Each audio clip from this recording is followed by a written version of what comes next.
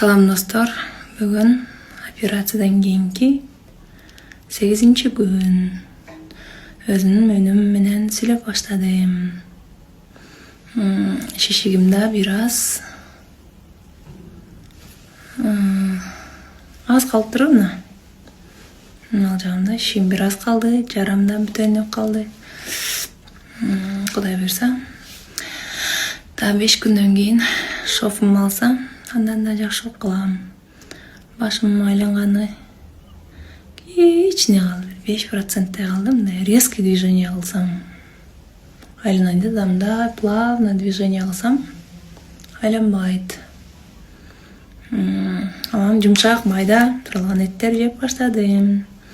Бирок катуу нерсе чайнай элекмин.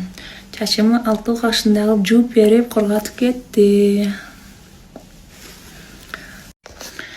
Чачтарым 8-9 күндөн бери жуулбай.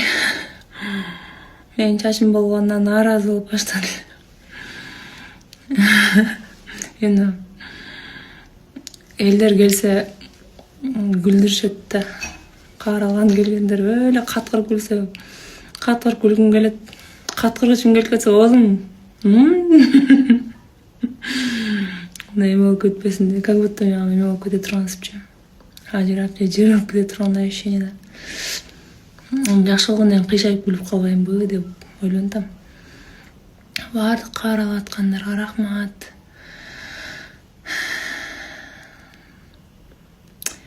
Негизи атам да чалыптыр. Терпей атасын деп. Зериккенде китеп окуп атам, бирок китеп жакшы